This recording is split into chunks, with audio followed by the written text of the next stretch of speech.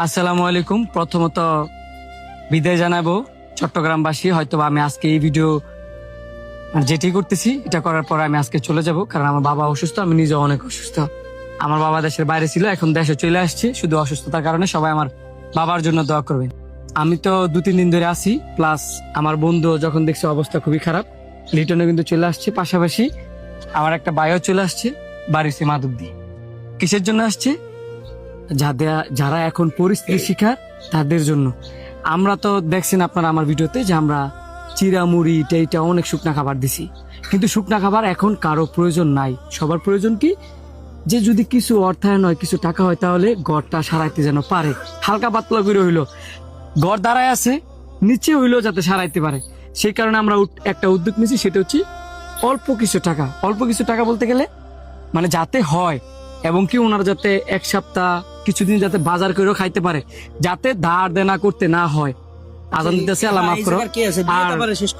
আর ওনার ঘরের অবস্থা যদি দেখায়, অলরেডি ঘরের ভিতরে পানি আছে। বেশি দেরিও করবো না ভিডিওটা। আচ্ছা, আমরা এখন হচ্ছে নগদ অর্থটা ওনার হাতে তুলে দেবো। আচ্ছা, ওনার ঘরের ক্যামেরা ধরো না, এমনি ক্যামেরা অন্যদিকে ধরো। আসো দেখেন বাসার যে অবস্থা আপনারা দেখতে পারতেছেন, বাসার একটু লাইটটা ধরো না, একটু লাইটটা ধরে দেখো বাসার যে বাসার ভেতরের অবস্থাটা একটু দেখাই। সবাই ফ্ল্যাশ অন করো, এই যে একবারে ফ্ল্যাশ অন করো। ঘরে আরে বেডরুম, একবারে পানি। থাকার জায়গা, থাকার কোনো ব্যবস্থা আছে? থাকার কোনো ব্যবস্থা নাই। একটু ওরে বাবা, পুরো তো কাদা হয়ে গেছে। আমি তো ফার্স্ট দেখলাম। আরে আল্লাহ, এই ক্যামেরাটা নিয়ে আই। দেন কি একটা অবস্থা। এই যে হাঁস মুরগি নিয়ে আছে, এই এর আগে ঢুকতে দিও। আসলে আমরা মানুষ, আমরা যেখান থেকে ভিডিওটা দেখতেছি না কেন, পুরোপুরি হাঁটু কাদা, কিন্তু এখানে কিন্তু ঘরের ভেতরে কিন্তু হাঁটু কাদা। এই ঘর কবে ঠিক করা যাবে আমাদের জানা নেই, বা এই ঘর কবে ঠিক হবে এটাও আমাদের জানা নেই। কিন্তু দেখেন, বর্তমানে কিন্তু এই পরিবারের থাকার জায়গা তো নাই, এবং ঘুমাবে একটু সেরকম জায়গাও নেই, সেরকম পরিস্থিতি। তবে এই অঞ্চলের মানুষদেরকে আমরা ধন্যবাদ জানাই যে এই অঞ্চলের অনেক মানুষ যাদের দালান ঘর আছে তারা আশ্রয় দিয়েছে, বা আশ্রয় কেন্দ্রে অনেকে যায় ঠাঁই নিয়েছে। কিন্তু এখন যেটা আমরা বলি, যেহেতু আজান দিতেছে, আমরা আলহামদুলিল্লাহ এখানে 25টা ঘরের মতো ব্যবস্থা করছি। যতটুকু পারছি অতটুকু আমরা নিজের অর্থায়ন দিয়ে আমরা চেষ্টা করতেছি যাতে সবার একটু উপকার হয়। আর এখন ওনারা আমি একটা খাম দিই নাকি তুই দিবি? দিলেই হয়, আমার একই কথা।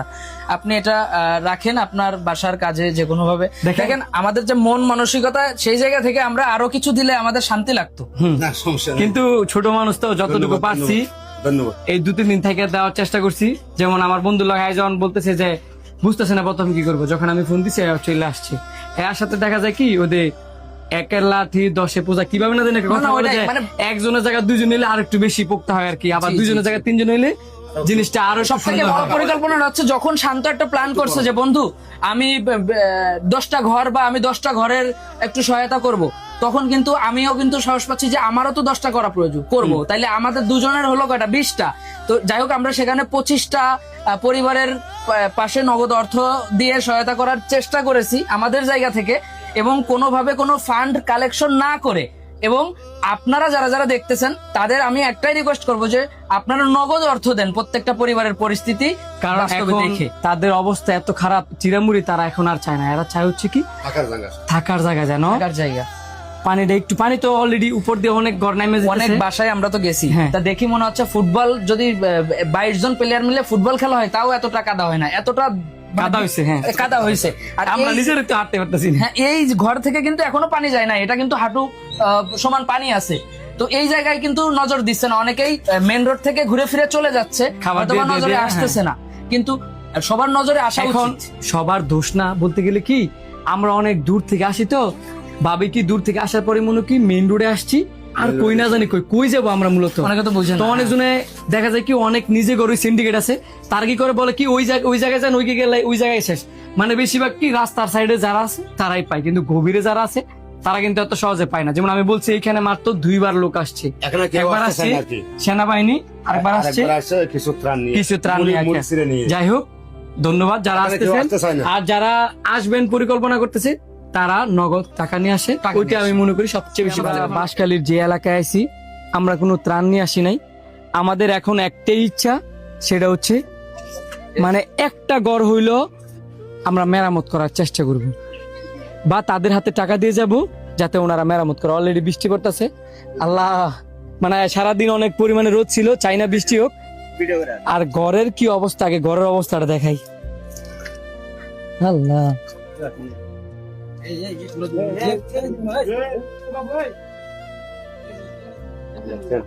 দেখছ কি একটা অবস্থা ঘরের।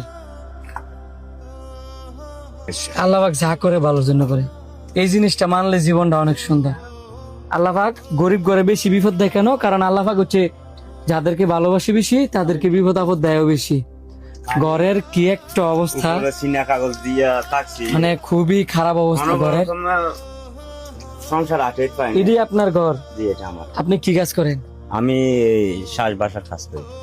এখন তো আর চাষবাস নাই, কিছু নাই, এখন বেকার। বেকার। দেখতেছেন আপনারা রাস্তাঘাটে যে ত্রাণ দিতেছেন, আমার কথাগুলো খারাপ ভাবেন ওই রাস্তায় না। আচ্ছা আমি বলি আমার কথাগুলা রাগ কষ্ট ভাবে নিবেন না, আমি কারো মনে কষ্ট দিতেছি না। এই যে আপনারা খাবারগুলা রাস্তায় দিতেছেন, 20,000 50,000 20,000 টাকা দিয়ে টাক ভাড়া করে নিয়ে আসতেছেন, এই ঘরটা সারার দিকে এত বেশি টাকা লাগবে? আমার মনে হয় বেশি টাকা তো লাগতো না। আপনারা ত্রাণগুলা বা উপহার সামগ্রীগুলা, মানে উপহার যে সামগ্রী নিয়ে আসতেছেন, ওইগুলা রাস্তায় না দিয়া আপনারা একটা মানুষের পাশে দাঁড়ান, একটু ভিতরে আসেন, দেখেন ঘরের কি অবস্থা। জানি আমার বিশ্বাস করবেন না, আপনি নিজেরা তো নিজে বিশ্বাস করেন। আপনি আপনার নিজের বিশ্বাস করিয়া ওই টাকাগুলা খাবার যে নিতেছেন, রাস্তায় তো খাবার দিতেছেন, ভিতরে তো খাবার দিতেছেন না। কারণ ওনার হচ্ছে পানিবন্দি 10-11 দিন, খাবার আসছে মাত্র 2 দিন, ঠিক না? এই যে আমরা আজকে আপনারা বিপদে আছেন, অন্যদিন আমিও বিপদে পড়তে পারি। আজকে যদি আপনার বিপদে আমি দাঁড়াই, আল্লাহ পাক আমার বিপদের দিন অন্য কেউ দাঁড় করাই দেয়। হ্যাঁ, খাবারের চেয়ে তো বেশি আপনার ঘরটা ঠিক করা, ঠিক না? ঠিক ঘরটা ঠিক করা মেইন। ঘরটা ঠিক করা হচ্ছে আবার তো যেখানে সেখানে গেলে পাবেন। হ্যাঁ, আপনি রেন করে উপরে দেখাইতে পারবেন। এখন তো উপরের অবস্থা ভালো, বাকিগুলো দিব, কিন্তু আপনি ঘরের টাকার জন্য যদি বাকি চান, এত টাকা তো আর কেউ দিব না। তা আপনারা কি করবেন? আপনারা সিদ্ধান্ত নেন। ওই ফসল আর হলাত দেখেন, গরিব দিতে পারবে না, সেজন্য রিংও দেয় না, হলাতও দেয় না, বুঝছেন? মানে কি বলবো, কিছু বলার নাই। ফসল হলাত দেয়, দাঁত দেয়, রিং দেয়।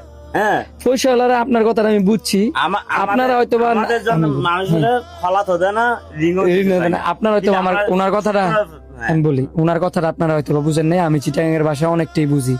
উনি বলছে বড় লোকের মানুষ ধার দেয়, ঋণ দেয়, কিন্তু গরিব প্রকার কেউ ঋণ দেয় না, ধারও দেয় না। বুঝতে হবে।